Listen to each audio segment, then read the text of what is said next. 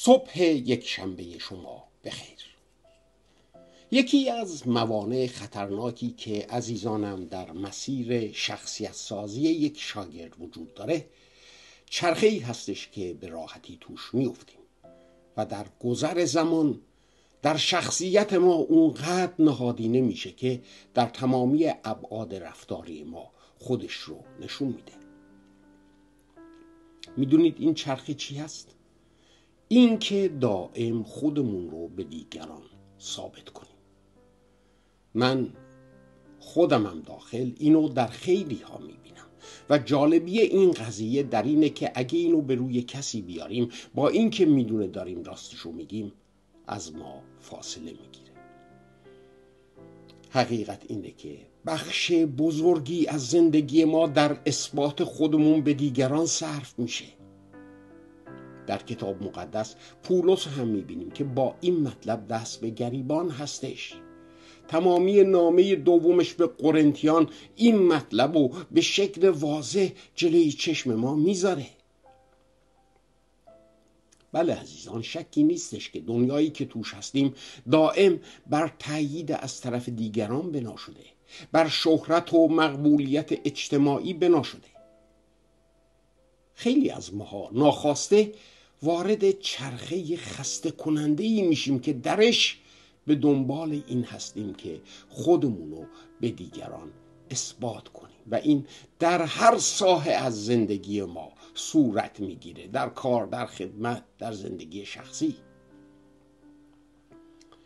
این فشار که دائم مطابق انتظارات دیگران باشیم و اونها رو به جا بیاریم میتونه به باری سنگین تبدیل بشه، باری که ما رو از هدف واقعیمون در مسیح منحرف میکنه. از کجاها به این تله میافتیم؟ راستش چند عامل به ذهنم میاد. اولیش ناامنی و ترس از طرد شدن، چرا که نسبت به ارزشمون، نسبت به هویت خودمون اعتماد نداریم، اطمینان نداریم و این باعث میشه که دائم به دنبال تایید دیگران باشیم. دومین مطلب غرور و این اشتیاق که به نوعی مطرح بشیم، دیده بشیم، که این هم بیشتر غرور ما رو داره خوراک میده. در اناجیل فریسیان رو در یک چنین تله‌ای میبینیم که گرفتارند.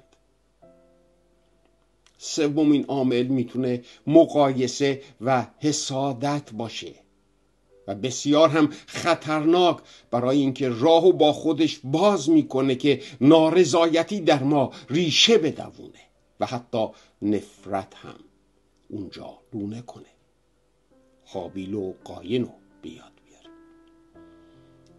عامل بعدی این هستش که هویتمون رو در عمل کردمون ببینیم.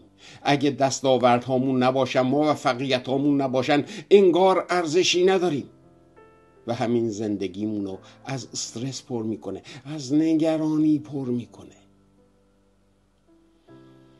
چه بکنیم؟ در دیسیپلین روزانه فیض عزیزانم دائم اینو به خودمون یادآور بشیم که نیازی به تأیید دیگران نداریم، چرا که در این دعوت به شاگردی و زندگی تازه‌ای که در مسیح داریم ما تأیید خدا رو داریم و همون برامون کافیه. در انجیل یوحنا فصل 5 مسیح به طوری آشکار اینو عنوان میکنه که به تأیید هیچ کس احتیاج نداره، چرا که پدر او رو تأیید کرده. آگاهی از این مطلب بود که باعث شده بود پولس در بطن اون چالشی که توش بود بگه به فیض خدا هستم آنکه هستم. به دیسیپلین فیض ادامه بده.